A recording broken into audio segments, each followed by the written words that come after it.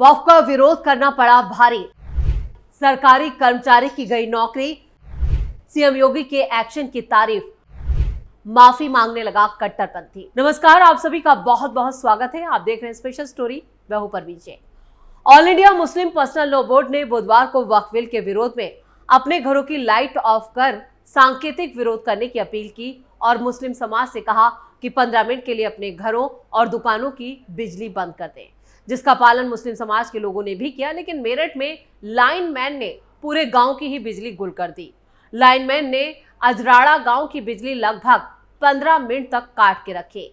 जब ये बात गांव के लोगों को पता चली तो ऊर्जा राज्य मंत्री सोमेंद्र तोमर से इसकी शिकायत की गई, जिसके बाद संविदा पर तैनात कर्मचारी को नौकरी से निकाल दिया गया है। इसके साथ ही उसके खिलाफ मुकदमा भी दर्ज किया गया है। All India Muslim personal law board के आह्वान पर बिजली कर्मचारी रियाजुद्दीन ने मुंडाली इलाके के अजराड़ा गांव की बिजली को 15 मिनट के लिए गुल कर दिया।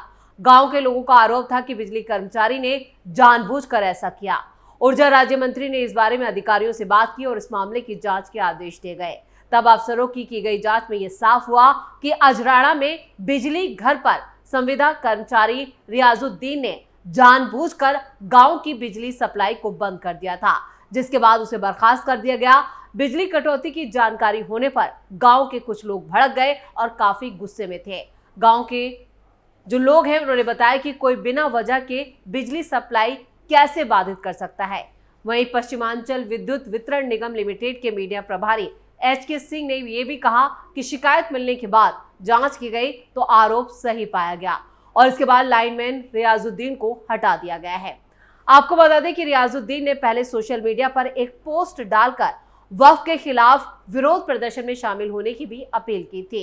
पोस्ट के कुछ ही घंटों बाद करीब 9 बजे पूरे गांव की लाइट काट दी गई, जिसके बाद गांव के लोगों में गुस्सा आ गया और देखते ही देखते लोग हल्ला करने लगे। देखिए कैसे पूरे गांव को 15 मिनट तक अंधेरे में डुबाया रियाजुद्दीन ने। अब ये गांव का वीडियो सोशल मीडिया पर भी जमकर वायरल हो रहा है। आप भी देखिए ये वीडियो।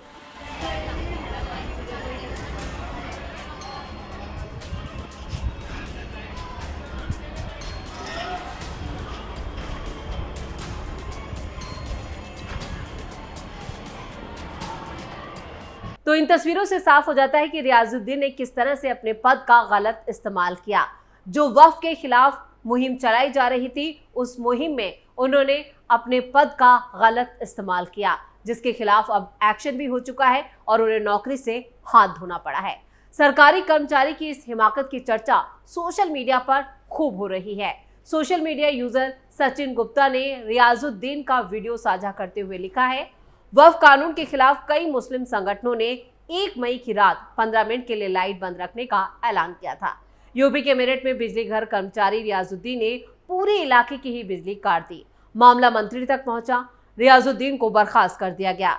इस पोस्ट पर रिएक्ट करते हुए एक सोशल मीडिया यूजर ने लिखा, ये सरकारी नौकरी वाला था लेकिन सोच वही अपने मजहब के प्रति। यदि ये हॉस्पिटल में होता तो सबको जहर का इंजेक्शन लगा देता क्या?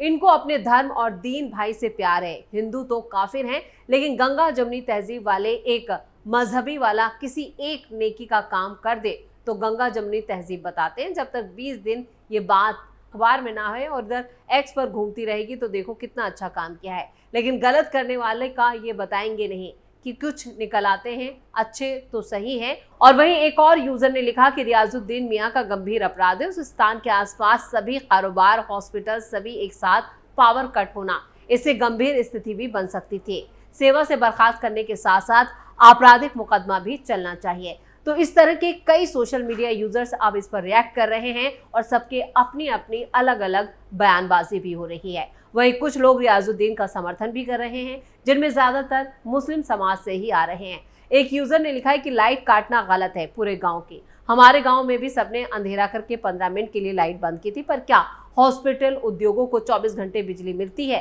जो 15 मिनट में गंभीर स्थिति बन सकती है? यानी यहाँ पर जस्टिफाई भी किया जा रहा है, लेकिन एक सरकारी नौकरी करने वाला शख्स क्या पूरे गांव की बिजली बंद कर सकता है? आह्वान तो सिर्फ अपने घर और दुकानों की बिजली बंद करने का था, फिर ये शख्स कौन होता है जो पूरे गांव की ही बिजली काट रहा था और अब इसके खिलाफ एक्शन हुआ है तो कुछ इसके जैसे ही लोग जो हैं उनके पेट में दर्द हो रहा है। वक्फ के खिलाफ बत्ती बंद आंदोलन। मुस्लिम समुदाय के लोगों ने वक्फ अधिनियम के विरोध में 15 मिनट के लिए अपने घरों और दुकानों की लाइटें बंद कर दी। ये मुस्लिम पर्सनल लॉ बोर्ड के अनुरोध पर ही किया गया। ऐसा मेरठ, शामली, सहारनपुर, मुजफ्फरनगर, बिजनौर समेत कई जिलों में किया गया और मुस्लिम बहुल इलाकों में बुधवार रात को 9 बजे से 9:15 बजे तक घरों और दुकानों की लाइटें बंद रखी गई। मेरठ में इस्लामाबाद, अहमदनगर, जाकिर कॉलोनी, श्याम नगर, किदवई नगर, एशिया कॉलोनी, खैर नगर, हाशिमपुरा जैसे इलाकों में 15 मिनट तक विरोध प्रदर्शन की खबरें जरूर आई, लेकिन ज्यादातर मुस्लिम समाज के लोगों ने इसकी आलोचना से भी दूरी बनाकर रखी, यानी इस आंदोलन से वो किनारा कर गए। आपको बता दें कि AIMI कार्यकर्ताओं ने मुस्लिम बहुल इलाकों में लोगों से लाइटें बंद करने और ब्लैकआउट करने की भी अपील की। वहीं शहर के काजी डॉक्टर जैनुस सालिकी सिद्दीकी ने कहा कि वक्फ संशोधन विधेयक 2025 का मौन विरोध लाइट बंद करके किया गया, जिसका कई मुस्लिम लोगों ने समर्थन किया। कारी शफीकुर रहमान कासमी ने कहा कि वक्फ कानून इस्लामिक सिद्धांतों के खिलाफ है। इससे मुस्लिम समुदाय के अधिकारों और धार्मिक प्रॉपर्टीज में सरकारी हस्तक्षेप को बढ़ावा मिलेगा। ये सिर्फ एक समुदाय का मुद्दा नहीं बल्कि पूरे देश का मुद्दा है। जब तक सरकार कानून वापस नहीं ले लेती, शांतिपूर्ण विरोध जारी रहेगा।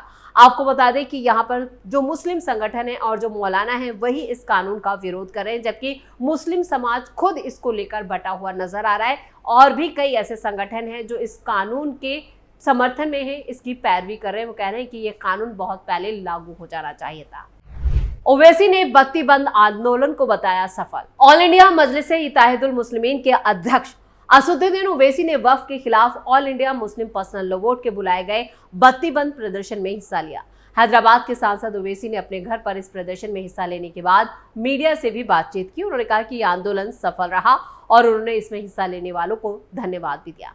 उन्होंने कहा कि लोगों ने रात 9 बजे से 9:15 बजे तक 15 मिनट के लिए अपनी बत्तियां बंद रखी। असदुद्दीन ओवैसी ने वक्फ बोर्ड एक्ट के खिलाफ all India Muslim personal law board के आह्वान पर हुए विरोध प्रदर्शन को कामयाब जरूर बताया, लेकिन ये कितना कामयाब रहा ये खुद वो बेहतर जानते हैं।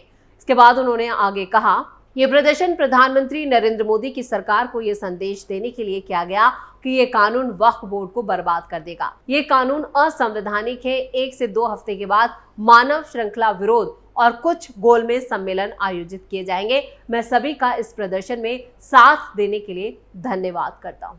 ओवैसी भले ही वक्फ पर बत्ती बंद करने के आह्वान को कामयाब बता रहे हो, लेकिन खुद मुस्लिम समाज इस कानून पर बटा हुआ है। कई ऐसे शिया संगठन है, कई सुन्नी संगठन है जो लगातार वक्फ कानून के समर्थन में खड़े नजर आ रहे हैं। वक्फ कानून की खिलाफत करने वाले कुछ मुस्लिम संगठन हैं और जो राजनीति भी करते हैं, जिनकी सियासत की दुकान इसी पर चलती है कि वो इस तरह की राजनीति करें। लेकिन यहाँ पर जिस तरह से ये पूरा मामला जो सामने आया है उसको लेकर मुस्लिम समाज में रोष है। यूपी में ही कई मुस्लिम संगठन ऐसे हैं जो इस कानून की पैरवी कर रहे हैं। अब वक्फ कानून बन चुका है और अमल में भी आ चुका है, जिसको लेकर यूपी में एक्शन भी है। जिन लोगों ने जमीनों पर कब्जा कर रखा है, योगी सरकार लगातार उन कब्जों को मुक्त करा रही है, उन कब्जों को हटाया जा रहा है। इसलिए ये मुस्लिम संगठन और ज्यादा शोर मचा रहे हैं। लेकिन मुस्लिम समाज इसका विरोध करने पर अड़ा है, तो पूरे देश में वक्फ अधिनियम को लेकर चर्चाएं भी तेज है। इस बीच एक तरफ वक्फ कानून का विरोध किया जा रहा है, वहीं दूसरी तरफ कानून को लेकर एक बार फिर सुप्रीम कोर्ट का दरवाजा किसी ने खटखटाया था। लेकिन कोर्ट ने शुक्रवार को वक्फ संशोधन अधिनियम 2025 की संवैधानिक वैधता को चुनौती देने वाली एक नई याचिका पर विचार करने से इनकार कर दिया और जमकर फटकार लगाई। Chief justice Sanjeev Khanna, justice Sanjay Kumar और जस्टिस KV विश्वनाथन ने की जो बेंच है, इस मुद्दे पर 5 मई को याचिकाओं पर फिर सुनवाई करने वाली है। बेंच ने, जिसने ये पहले ही साफ कर दिया था कि वो 70 से ज्यादा वादियों में से सिर्फ 5 पर सुनवाई करेगी, उसने एक बार फिर कहा है कि इस मुद्दे पर कोई और नई याचिका पर विचार नहीं किया जाएगा। CJI ने वक्फ पर क्या क्या कहा। CJI ने याचिकाकर्ता मोहम्मद सुल्तान के वकील से कहा है कि अगर आपके पास कुछ अतिरिक्त आधार है तो आप हस्तक्षेप आवेदन दायर कर सकते हैं। इससे पहले 29 अप्रैल को बेंच ने अधिनियम की संवैधानिक वैधता को चुनौती देने वाली 13 याचिकाओं पर विचार करने से इनकार कर दिया। कोर्ट ने कहा कि अब याचिकाओं की संख्या नहीं बढ़ाएंगे। अगर ऐसा किया गया तो ये संख्या बढ़ती रहेगी और इसे संभालना मुश्किल हो जाएगा। बेंच ने यह भी कहा कि 17 अप्रैल को सिर्फ 5 याचिकाओं पर सुनवाई करने का फैसला किया था और मामले का जो शीर्षक था इंद्रिय वक्फ संशोधन अधिनियम 2025 था। केंद्र ने तब बेंच को यह भरोसा दिया था कि वो 5 मई तक ना तो यहाँ पर उपयोगकर्ता की तरफ से वक्फ सहित और वक्फ प्रॉपर्टीज को गैर अधिसूचित करेगा, ना ही केंद्रीय वक्फ परिषद और बोर्डों में कोई नई ज्वाइनिंग की जाएगी। 72 याचिकाएं की गई हैं दायर। वक्फ कानून के खिलाफ करीब 72 याचिकाएं दायर की गई हैं, जिनमें AIMIM नेता Asaduddin Owaisi, all India Muslim personal law board, Jamiat Ulema-e Hind, Dravida Munnetra Kazhagam और कांग्रेस सांसद इमरान प्रतापगढ़ी और मोहम्मद जावेद भी शामिल हैं। बेंच ने 3 वकीलों को नोडल वकील नियुक्त करने और वकीलों से कहा है कि वो आपस में तय कर लें कि कौन बहस करेगा। बेंच ने यह भी कहा है कि हम साफ करते हैं कि अगली सुनवाई 5 मई की जो शुरुआती आपत्तियों और अंतरिम आदेश के बीच होगी। केंद्र सरकार ने हाल ही में इस वक्फ कानून को लेकर नोटिफिकेशन भी जारी किया था, जो दोनों सदनों में बहस के बाद संसद से पारित हुआ है और कानून अमल में आ चुका है। इसके बाद इसको 5 अप्रैल को राष्ट्रपति द्रौपदी मुर्मू की मंजूरी के बाद ही लागू किया है। ये बिल राज्यसभा में 128 सदस्यों के पक्ष और 95 सदस्यों के विरोध में मतदान के साथ पारित हुआ।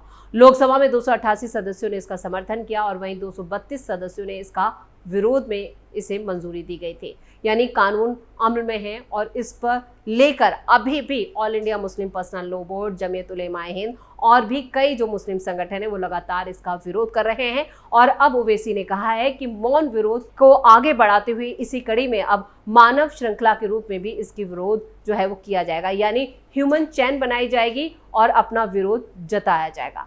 तो स्पेशल स्टोरी में इतना ही। वीडियो कैसा लगा कमेंट करके अपनी राय जरूर दें।